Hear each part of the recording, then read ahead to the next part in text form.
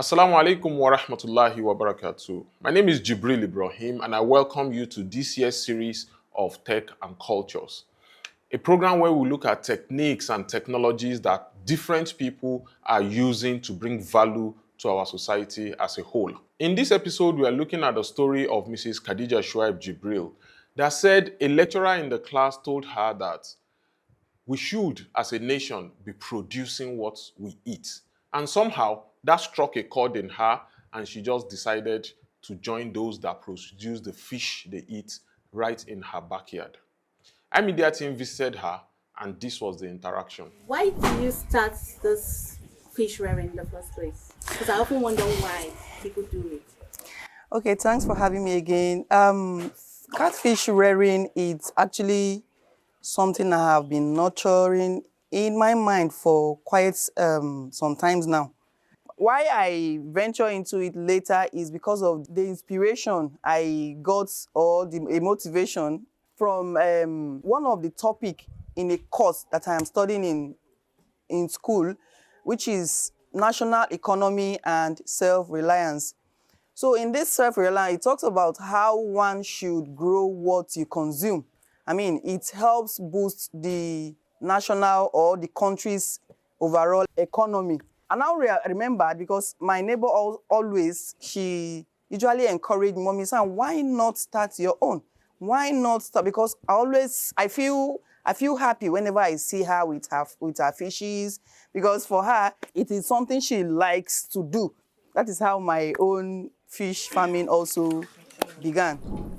She gave me some of the fishes, and when I ate them, in fact, I said, wow, so it is actually possible to rear catfish at your backyard for your consumption or for business. So I got inspired from there, but I was reluctant because I thought is a capital-intensive something. I thought it's something I cannot start with little money. I actually started with just little amount of money. I constructed the first pond I was using. I constructed with just 20,000 naira. I got trampoline, I got some wood, planks, and then I gave it to a young carpenter who just, within an hour, he was able to construct it for me. It's supposed to be a thing of a carpenter plus a plumber, because you would need an outlet where the water flows out from the pond anytime you want to change the water. So what I did was I just constructed it, and I took it upon myself that I'm going to be scooping, like you said. Yeah. But the more serious part of the changing of water or the maintenance, the overall maintenance of the fishes is you need to have water. You must have water in the environment where you are rearing the fishes. You must have water, because that's the most important thing about rearing fishes. If you don't have water, it's a no-go area. It's either you have tap water from the water board, or you have a borehole, or you have a well where you can easily scoop, because you would need to change the water frequently. Like for 4 days intervals, you change the water to help the growth of the fishes.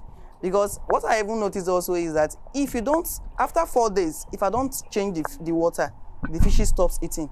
Okay. And that will actually affect their growth. You know, so the more they eat well, the more they grow and all that.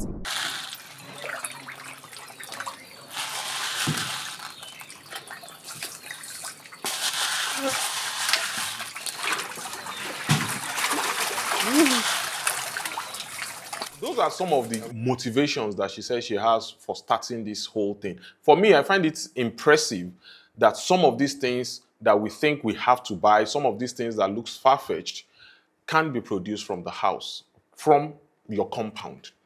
That'll be all on this episode. You can watch the full series on our YouTube channel, that is iMedia Development Information Hub, on YouTube and on our Facebook pages. Ma salam.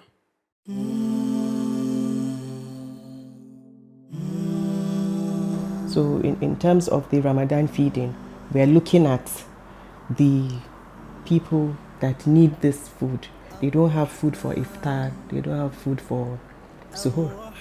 And how do you fast? It's really heartbreaking to think that someone would begin a fast without nothing to eat, not even dates.